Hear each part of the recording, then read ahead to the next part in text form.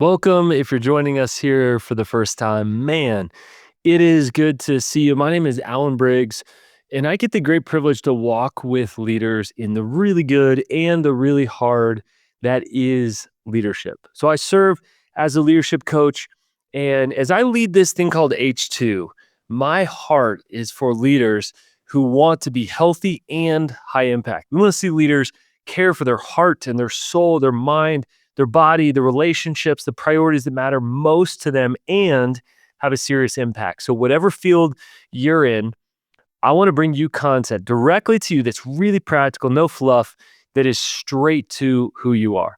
Each month, I release something called Taking Steps. Now, I have an interesting relationship in my life with movement.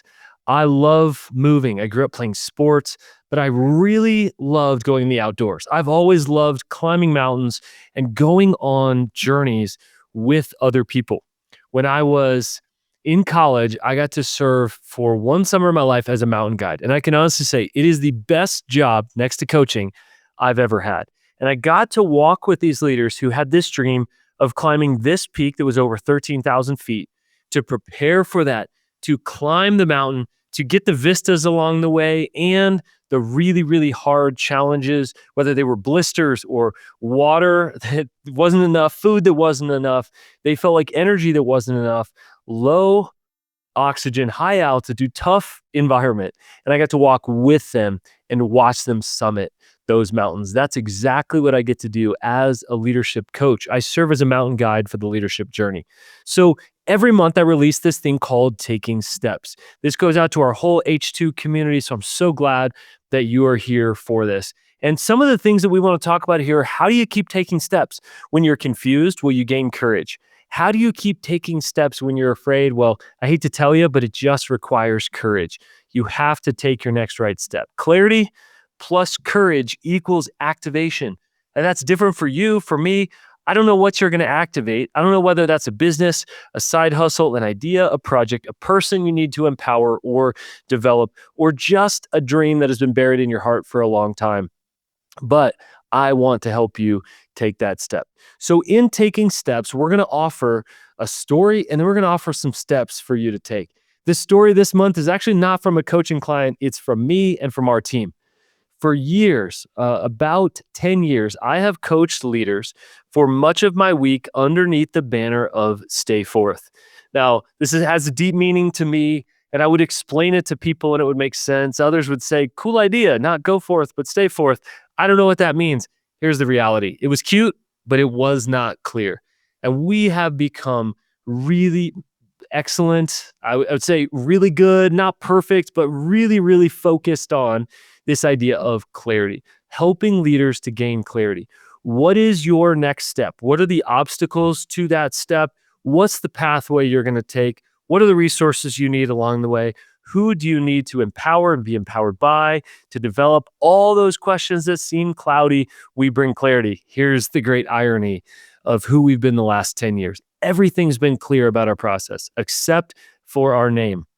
So after months of preparation, our team just released the new brand and we are now H2 Leadership. Very, very simply and very, very clearly, we want to help leaders to get healthy and to reach sustainable impact. We want to see more H2 leaders, healthy and high impact leaders who are going for it, who have huge goals and are stewarding their life, their gifts, the extreme talents that they've been given, and are remaining healthy.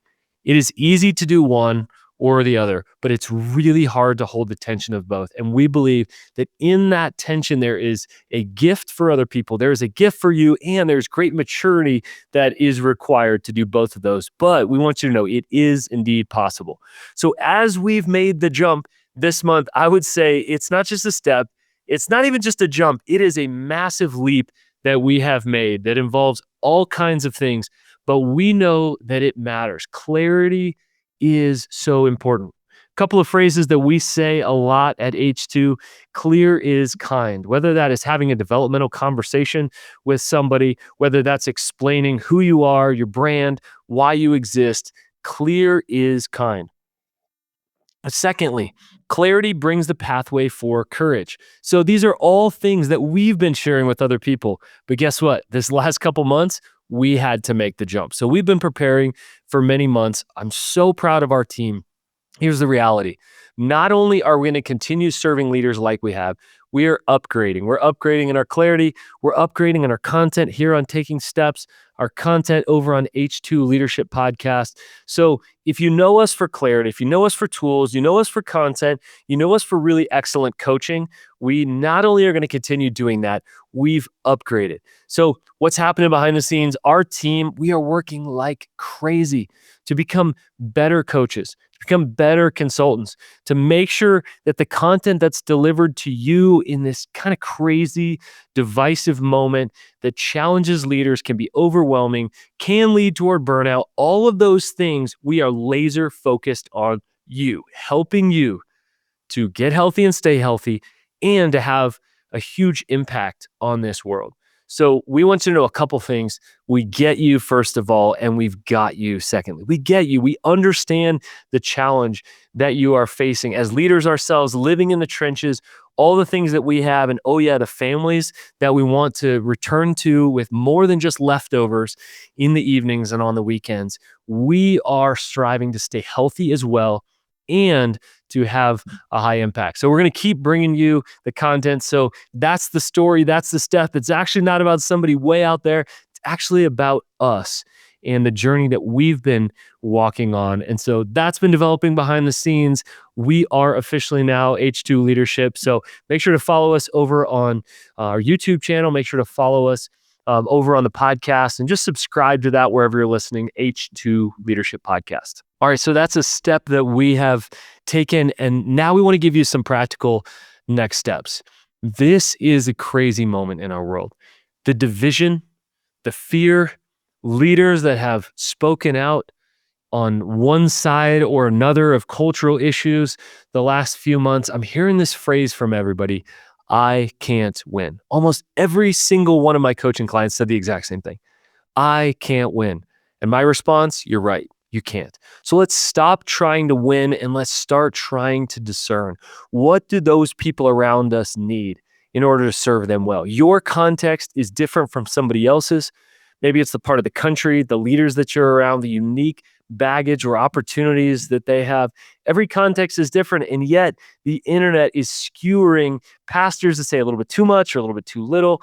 We know that it is impossible to win. It actually takes me back to leadership coaching through 2020 and the COVID pandemics to really realize we are not out to win.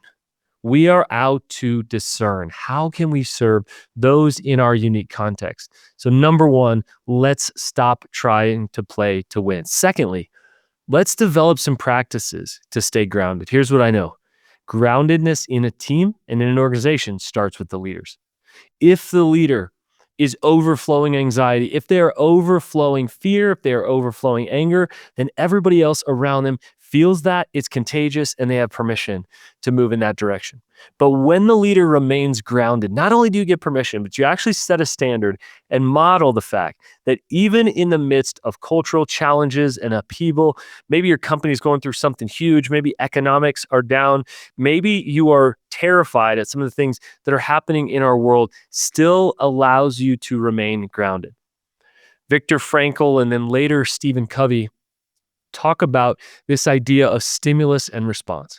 Between stimulus and response, there's a choice. We can make a decision. And that's what we're asking you to do at H2. Make a decision between that stimulus of this is hard, I'm afraid, I'm not sure how to respond, we are down, we have to lay off employees, whatever hard thing you're going through, there is a choice before there is a response. And your response then can be calm. If the choice is to stay grounded, the response can be calm, can be collected, can be empathetic, can be a caretaker and servant of your team in the midst of this instead of a fuse that lights off. So we wanted to end with some next steps, some kind of guidance areas we can give you to remain grounded during this time. Maybe you choose one or two of these, probably can't do all of these. First of all, take a break from social media.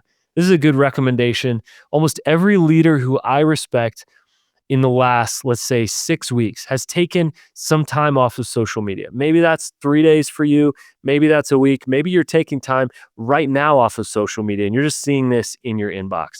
That can be a great way to stay calm and collected and realize that the algorithms are probably feeding you more of the things that either make you fearful or you're already drawn to.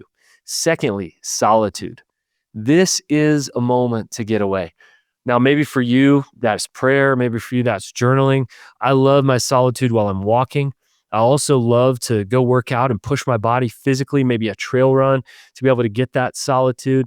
And also for me, stillness is a huge part of that. So I like to have solitude when I'm active and stillness as well, where I'm just sitting. Maybe my phone is in the car or inside of my house, and I'm just present with my own thoughts and with God.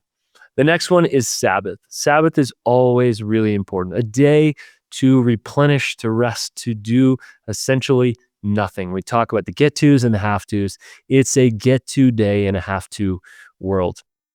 We need Sabbath a lot right now. And lastly is prayer.